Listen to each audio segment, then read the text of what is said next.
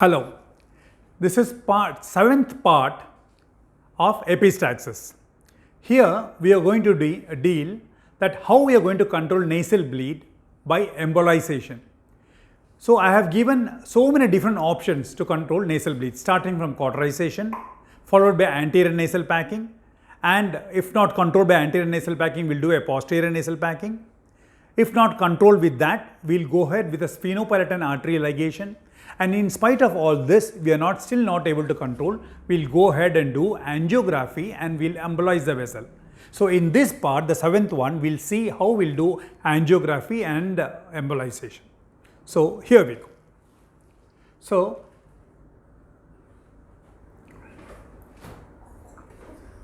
now the angiography technique, usually there are so many contraindications for that. If there is a bleeding tendency, or the patient is on anticoagulants, or the patient has got renal failure or deranged renal parameters, or a history of recent myocardial infarction or overt congestive cardiac failure, or he is on hepatic failure, or known case of allergy to the contrast, or the pregnancy state. So these conditions is a contraindication for angiography. Now, once it has been decided at the patient that the angiography to be done and the patient is fit for angiography, then the complete history will be taken and will be informed, the concern will be taken from you, where it states, the concern paper states that you are undergoing angiography followed by embolization. And the common side effects. The contrast which you are going to use, it can have severe side effect like anaphylaxis, where it can have anything, or it can be mild too, or some other patients they can develop renal failure too.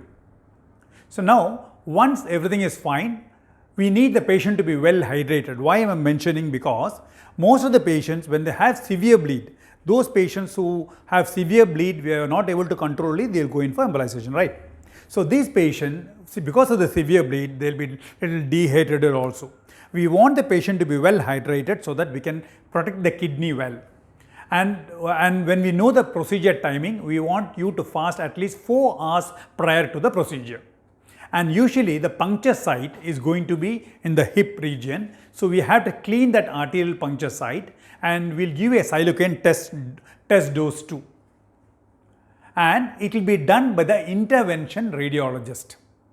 And it is going to be in a separate room with the interventional neuroradiologist, with his fully equipped room with his special team, and there will be CRM also.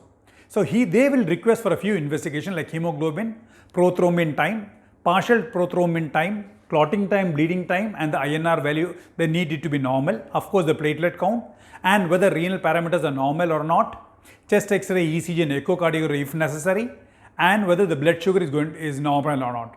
When all these parameters are normal, he'll be shifted to that particular room where he'll undergo the procedure. Now, let me tell you the procedure technique. So, we have a bleeding point inside the nose, and we have been trying to control the bleeding by doing some sort of nasal packing. That means the artery is bleeding, we are trying to pressurize, keep some pressure over the artery so that by the pressure it stops. But now in this scenario, it has not stopped. So the next technique is going to be the feeding artery we have to find out, and we are going to embolize or block from inside the artery. So to know the bleeding artery, we have to trace that artery, which is the one which is bleeding. So what we do is, we'll introduce an artery from the hip, we'll introduce a catheter from the hip through an artery, and it will be traced into the artery, in the main artery in the neck, and it goes into the main artery, it feeds the nose, which happen to be a maxillary artery. So first we'll puncture the site in the hip, introduce a catheter, followed by introduction by a guide wire. This guide wire will be solely guided into the neck. How we'll guide it? With the help of a C-arm.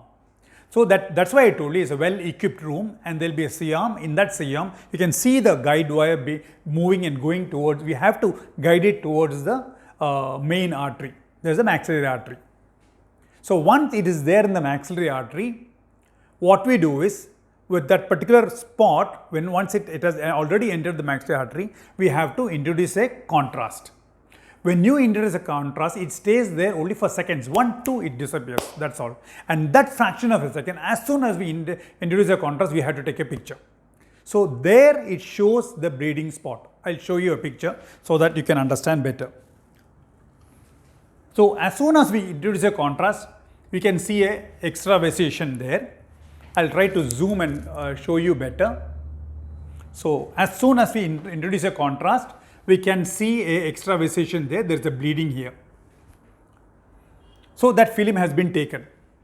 So we will keep the catheter white there only, and we want to embolize that spot.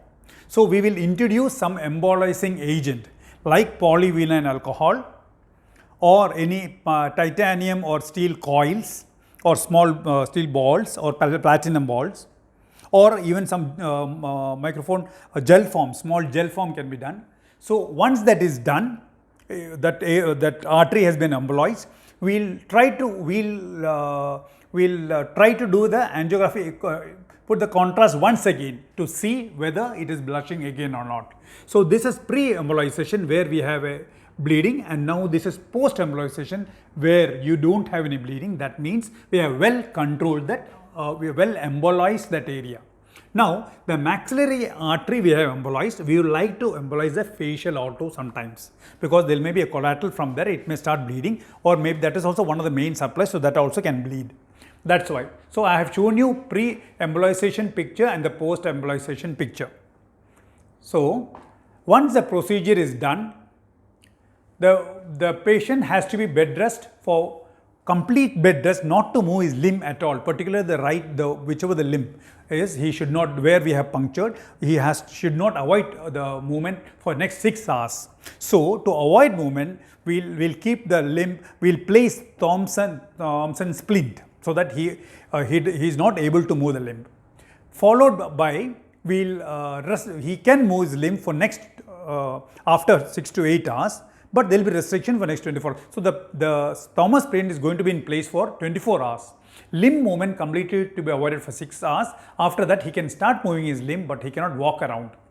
The staff nurse in duty, she'll check 2 things. One is the puncture part. Why? To see whether there is any blood formation or not. If it is small, placement of ice pack will be more than enough. If it is increasing, then we have to intervene. We have to drain it out. The second thing she'll check is the peripheral pulsations, whether the blood supply to the periphery is normal or not. And we will hydrate the patient well, so that because of the contrast, there should not be any harm to the kidney. That's all. So the common complications for this procedure, other than the contrast, is that the facial nerve, when you embolize the maxillary artery, the facial artery, what happens is these are the ones which supply the nerves also. So there may be a temporary facial palsy or temporary palsy of the other cranial nerves. These are the common complications. So that is how embolization is done. Thank you so much.